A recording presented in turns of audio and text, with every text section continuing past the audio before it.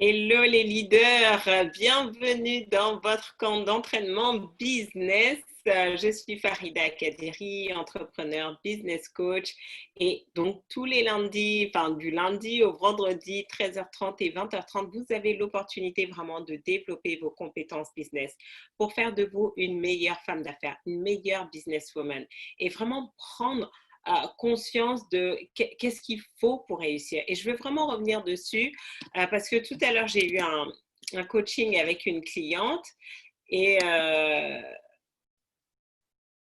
et donc souvent, c'est ça. On a des opportunités, on est sollicité pour des projets, on dit oui. Et quand j'ai commencé à poser les questions, c'était genre, en fait, Farida, je n'ai pas posé toutes ces questions. Et je veux vraiment que vous preniez conscience qu'aujourd'hui, si vous avez envie de réussir, quelle que soit l'entreprise, que vous soyez porteur de projet, que vous ayez déjà votre entreprise, même si vous avez déjà votre entreprise depuis plus de 5 ans, posez-vous la question, avec quel état d'esprit vous fonctionnez? Avec quel état d'esprit vous fonctionnez? Et donc, souvent, on ne se rend pas compte que tout compte. Tout compte dans ce que l'on fait et que vous devez valoriser votre temps. Vous devez valoriser votre temps. Donc, il ne s'agit pas juste de faire des choses pour dire qu'on fait les choses, mais il s'agit de faire les choses et de pouvoir les optimiser. Et donc, vous allez vous rendre compte qu'il y a des personnes peut-être bien intentionnées, mais qui viennent avec des opportunités qui ne sont pas faites pour vous. Donc, qu'est-ce que ça veut dire? Ça veut dire que votre état d'esprit, votre mindset, la façon dont vous pensez, la façon dont vous vous représentez, c'est 80 à 90% du succès. Et le reste, c'est la stratégie. Si vous n'arrivez pas à gérer vos pensées, vous pouvez avoir les meilleures stratégies entre les mains, ça ne va pas fonctionner. Et parfois, je tombe sur des personnes, j'ai l'impression qu'elles ne comprennent pas en fait. D'accord? Et donc, posez-vous la question, quand vous êtes face à une situation, quel est votre processus de décision? Est-ce que vous savez comment prendre les décisions dans votre entreprise? Est-ce que vous savez vous poser les bonnes questions dans votre entreprise? Parce que c'est la clé. Donc là, elle allait poser des actions pour son entreprise, mais on ne savait pas du tout si ça allait être efficace, si ça allait être rentable. Pourquoi voulez-vous faire des choses si ça ne vous rapporte pas? C'est vraiment important. Donc, on se rend compte que oui, on peut, j'écoutais tout à l'heure un webinaire et puis l'intervenant expliquait, les beaux immeubles, ce ne sont pas nécessairement les plus rentables. Donc oui, parfois, vous devez, si vous voulez avoir un immeuble qui est rentable, vous allez peut-être aller dans un coin sur lequel vous n'avez pas parié, mais cette opportunité va être plus rentable que de vouloir acheter le truc dans plein centre-ville. Et donc, certains d'entre vous, vous avez la même stratégie en fait. Vous courez après le truc qui brille, on court après le nombre de followers, on court après ceci. Mais vous oubliez que ça n'a aucun intérêt si derrière, il n'y a pas de rentabilité, s'il n'y a pas de closing qui est fait. Donc, il ne s'agit pas de parler pour parler, il ne s'agit pas d'être présent sur les réseaux sociaux pour dire qu'on est présent sur les réseaux sociaux.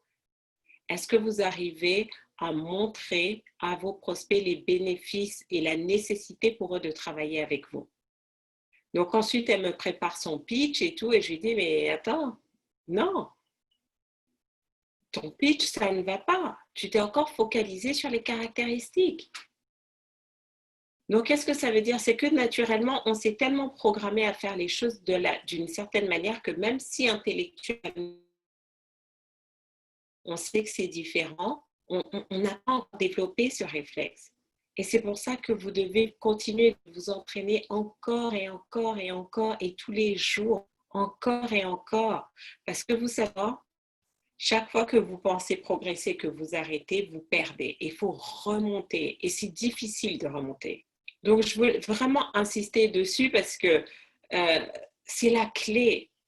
Et j'entends souvent, oui, mais Farida, mais comment je fais mon business plan? Et Farida, mais comment je fais ça? Mais je n'en sais rien. Comment je vais atteindre mes objectifs? Mais vous savez quoi? Je n'en sais rien. Parce que certains d'entre vous, demain, vous pouvez cartonner sur Twitter, l'autre va cartonner sur Instagram, l'autre va cartonner sur YouTube. Vous pouvez avoir les mêmes résultats, Mais avec 4 stratégies différentes, vous allez atteindre le même niveau de chiffre d'affaires. Donc, est-ce que c'est la stratégie qui est importante? Non.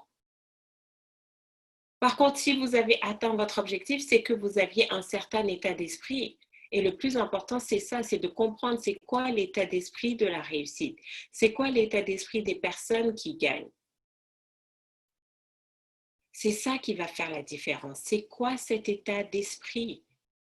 Et comment maintenant vous pouvez incarner cet état d'esprit? Et si vous l'avez, vous allez voir que les choses vont commencer à marcher pour vous. Donc souvent, j'entends certaines personnes me dire, oui, mais j'ai fait telle formation, j'ai lu tel livre, moi, je n'ai pas de résultats, les autres ont eu des résultats. Mais vous savez quoi? Avec quel état d'esprit vous suivez une formation? Avec quel état d'esprit vous êtes en train de regarder ce live? Est-ce que vous regardez ce live en vous disant, oui, ça marche pour moi, je vois les résultats, ou vous dites, oh, de toute façon, ça ne va pas marcher? Parce que si vous pensez que ça marche ou si vous pensez que ça ne marche pas, vous savez quoi, dans les deux cas, vous avez raison. Parce que votre pensée va créer. Votre pensée va créer les résultats. Si vous pensez que c'est difficile, ça va devenir difficile.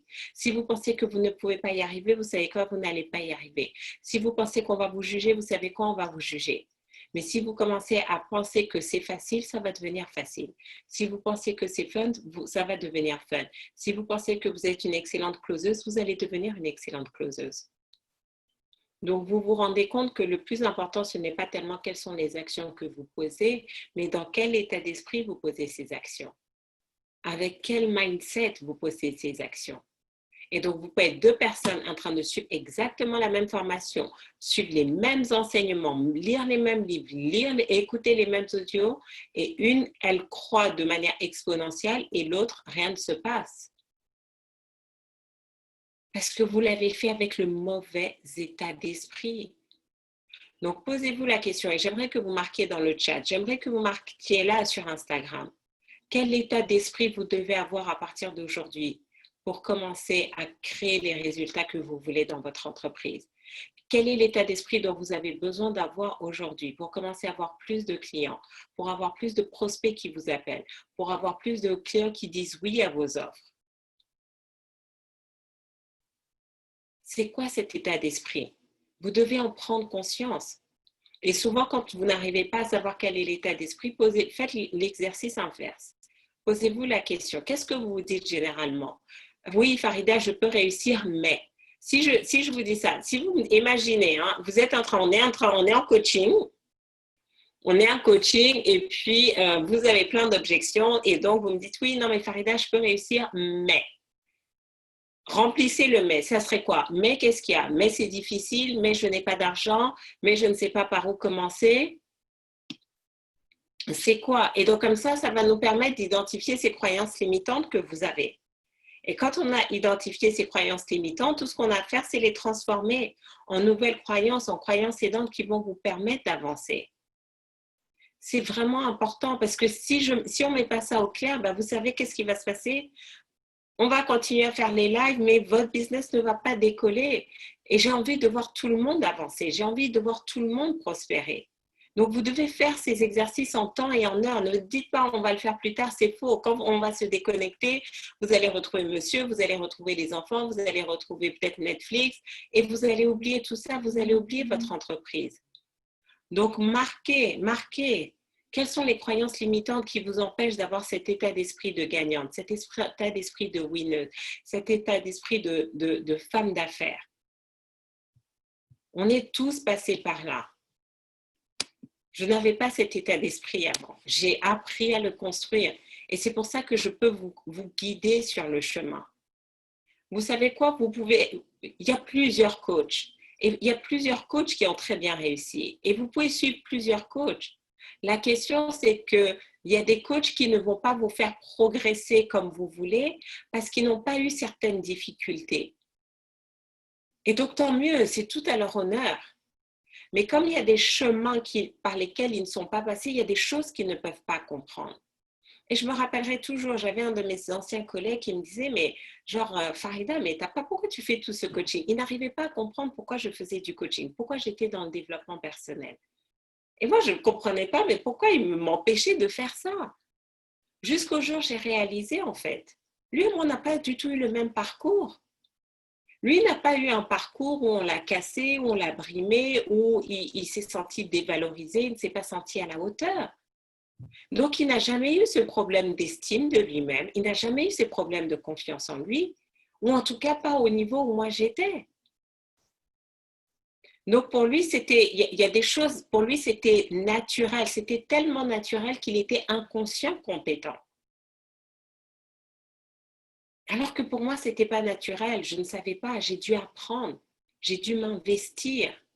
Donc, qu'est-ce qui se passe? Quand vous prenez un coach qui n'a pas connu peut-être certaines difficultés que vous connaissez, il y a des choses qu'il ne peut pas comprendre. Il ne va pas comprendre pourquoi vous êtes bloqué. Il ne va pas comprendre quand vous allez commencer à parler certaines choses, ça va rentrer d'une oreille, ça va ressortir. Non pas parce que le coach manque de compassion ou quoi que ce soit, mais il y a des choses, si vous n'avez pas expérimenté, vous ne pouvez pas le reconnaître chez l'autre. Et je pense qu'il n'y a pas de hasard en fait. Si j'attire beaucoup de femmes qui me disent j'ai des problèmes de confiance en moi, j'ai des problèmes d'estime de moi-même, d'amour de moi-même, parce que je suis passée par là et c'est facile à reconnaître. Et je veux vous dire que c'est possible de transformer tout ça, peu importe. Mais vous devez le vouloir. Et vous devez vous discipliner. Et je sais que ce n'est pas facile. Vous croyez que c'est facile pour moi d'être là tous les jours, 2 fois par jour? Sincèrement, j'ai envie de dormir là. Mais je sais aussi, à chaque fois, je me dis, mais waouh, si j'avais eu quelqu'un qui m'avait tenu la main tous les jours. Parce que oui, avoir un coach à qui on parle 1 fois par mois, c'est une chose. Avoir un coach à qui on parle 1 fois tous les 15 jours, c'est quelque chose. Avoir un coach à qui on parle 1 fois par semaine, ok. Mais avoir quelqu'un à qui vous pouvez poser vos questions tous les jours, 2 fois par jour, qu'est-ce que j'ai? Voilà. Ah, vous avez vu ça où? Vous avez vu ça où? Donc, certains d'entre vous, vous êtes tellement paresseux, vous m'envoyez des WhatsApp, des emails. Non, mais venez là, venez en direct, posez les questions et je vous réponds. Parce que vous n'avez pas besoin de galérer, vous n'avez pas besoin de lutter, vous n'avez pas besoin de passer par tous les trucs difficiles par lesquels on est passé parce qu'on ne savait pas ce qu'on faisait, on papillonnait, on tâtonnait. Posez-vous la question, qu'est-ce que vous voulez faire? Moi, j'ai décidé le chemin de moindre résistance. Vraiment, là, je suis vraiment dans une phase où je dis non, c'est facile pour moi de réussir. Je ne prends pas la tête, c'est smooth, je surfe. Je surfe parce que quand je surfe maintenant, j'ai plus d'énergie pour faire d'autres choses. J'ai plus la force de faire autre chose. Je peux être plus présente. Je peux être une vraie source de bénédiction autour de moi. Mais parce que quand vous ramez là, vous avez tellement ramé que vous êtes épuisé, il ne reste plus rien. Vous n'êtes plus là pour votre famille, vous n'êtes plus là pour vos amis, vous n'êtes plus là pour vous-même. Parce que vous avez tellement ramé, ça vous a tellement épuisé. Donc, c'est important d'avoir cet état d'esprit de se dire, OK, on choisit une vie douce. On choisit le chemin de moindre résistance. On choisit la facilité, la fluidité, la légèreté. Et c'est possible. Et c'est possible. Donc, tous les mais que vous avez dans la tête, shut up. Vous devez les faire taire. Et posez-vous la question, qu'est-ce que je veux maintenant? L'état d'esprit de la réussite. Je suis la femme d'affaires dont je rêvais de devenir. Fantastique, c'est juste génial. Je suis une source de bénédiction. Je suis la réponse pour ma famille et pour mon continent. Magnifique. C'est juste magnifique d'avoir ça. Un état d'esprit de gagnante. Yes, c'est génial. C'est vraiment ça. Et qu'est-ce qui se passe quand vous êtes maintenant dans cette dynamique, quand vous êtes vraiment dans cet état d'esprit? Oui, il peut y avoir des défis. On traverse une période de défis, mais vous ne voyez plus le défi parce que vous savez que vous avez cet état d'esprit de gagnant, donc vous allez forcément trouver une solution parce que les gagnants trouvent toujours des solutions. Ce n'est qu'une question de temps. Donc maintenant, c'est de se dire quel est le système dans lequel je peux me brancher pour rester dans cette dynamique. Et donc ça, c'est la clé, c'est le self-leadership, votre capacité à vous prendre en main et tous les jours à créer cet environnement de succès où vous allez lire un peu tous les jours, vous allez écouter des audios un peu tous les jours, vous allez vous entraîner à vos compétences business un peu tous les jours. Ça prime sur faire des beaux posts. Ça prime sur avoir un pitch parfait. Ça prime sur avoir un super branding. Parce que vous pouvez avoir ça, mais si vous n'avez pas le bon état d'esprit, qu'est-ce qui va se passer? Ça va être les montagnes russes émotionnelles. Le jour où vous êtes au top, vous allez performer. Et les jours où vous n'êtes pas au top, vous ne faites rien, auto-sabotage. Malheureusement, ce qu'on ne nous explique pas, c'est qu'il y a plus de moments où on n'est pas au top que de moments où on est au top. Donc, qu'est-ce qu'il faut? Il faut un système. Il faut se brancher, se dire, OK, qu'est-ce que je fais? Quelles sont mes routines quotidiennes? Quels sont mes rituels habituels qui vont me permettre d'avancer? C'est nécessaire. Et j'ai vraiment ce cœur. En ce moment, je me suis retrouvée, malgré moi, hein, grâce à Instagram, on a tout un groupe de jeunes de moins de 25 ans qui se sont inscrits à un de mes programmes de coaching pour 6 mois. Moins de 25 ans, pour 6 mois. Et je me dis, mais waouh, si j'avais eu ça à cette époque-là, mais à quoi aurait ressemblé ma vie? Et j'aimerais vous poser la question. Si vous aviez tout l'argent dont vous avez besoin, que vous aviez tout le temps dont vous avez besoin, et vous saviez que vous ne pouviez que réussir, à quoi ressemblerait votre vie maintenant? Est-ce que vous feriez ce que vous faites aujourd'hui? Est-ce que vous vivriez là où vous êtes aujourd'hui? Qu'est-ce que vous feriez? Parce qu'au final, la raison pour laquelle on veut développer son entreprise, ce n'est pas pour faire plus d'argent, c'est pour ce que l'argent nous permet d'avoir. Mais est-ce qu'on a de la clarté sur ce que l'argent nous permet d'avoir? Parce que souvent, on se perd. Et c'est là où on finit en burn-out. Parce qu'on se perd, on court après l'argent. Mais ce n'est pas l'argent. C'est ce que l'argent nous permet d'avoir. D'avoir accès à notre liberté, d'avoir accès à beaucoup plus de temps, d'avoir accès à des ressources, d'avoir accès à de la culture, d'avoir accès à de la beauté, d'avoir accès à du confort. C'est ça. Donc, le plus important, c'est vraiment, est-ce que vous avez de la clarté sur votre vie idéale? Posez-vous la question et j'aimerais que vous mettiez, est-ce que vous avez de la clarté sur votre vie idéale? Là, à cet instant, est-ce que vous savez à quoi ressemble votre vie idéale?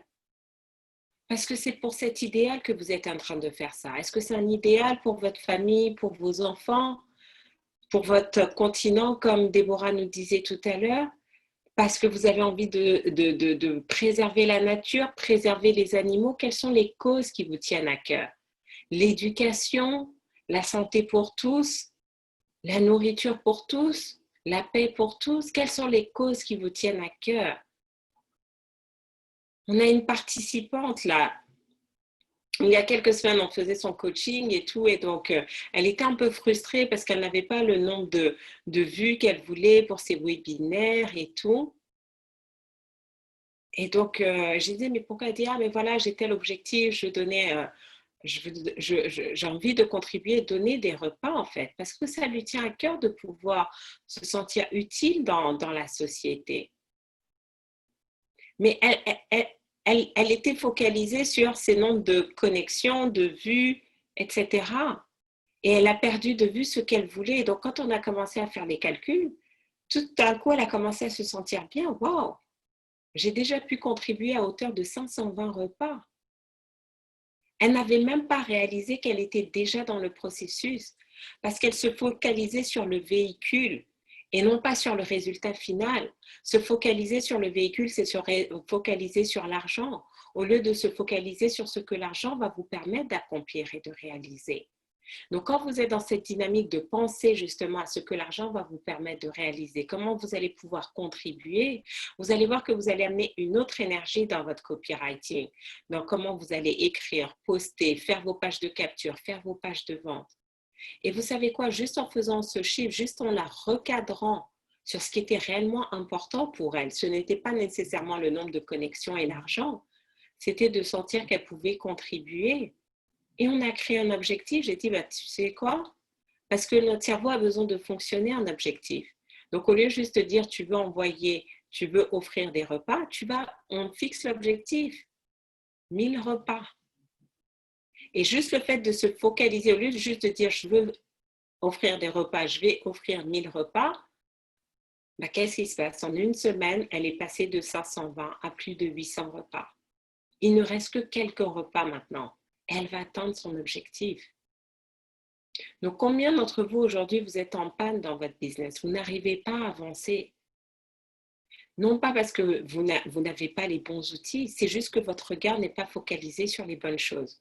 Vous vous focalisez sur le nombre de likes, le nombre de vues, le nombre de followers. C'est pas ça. Le plus important, c'est est-ce que la raison pour laquelle vous avez décidé de créer votre entreprise est en train de se manifester, de se concrétiser? Est-ce que vous êtes en train d'avoir l'impact que vous avez envie d'avoir? Est-ce que vous êtes en train d'avoir accès à la liberté que vous avez envie d'avoir?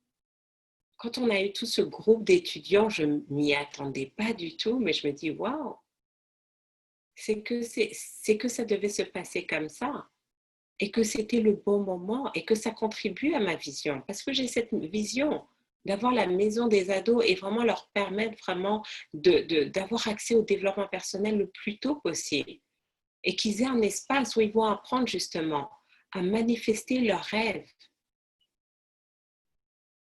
Et donc, j'aurais pu me dire, c'est pas ce que j'avais prévu. Bien sûr, c'est pas ce que j'ai prévu. Mais ma cible, mon avatar idéal, c'est la femme justement qui a envie de devenir une femme d'affaires, qui sait qu'elle a un message important, qui sait qu'elle a un produit important, mais qui n'a pas cette posture de femme d'affaires. Je n'imaginais pas les étudiants. Mais quand je me recale sur ma vision, ma raison d'être, ce qui me motive, ils font partie de ma vision. Et là, je suis capable de recevoir tout ça. Donc, j'aimerais vraiment vous laisser avec cette note un peu philosophique pour ce soir. Qu'est-ce qui vous motive? C'est quoi la raison d'être de votre entreprise? Et comment maintenant vous pouvez vous fixer des objectifs par rapport à cette raison d'être? Au lieu juste d'être derrière l'argent, vous dire, ben voilà, cette année, c'est 1000 repas.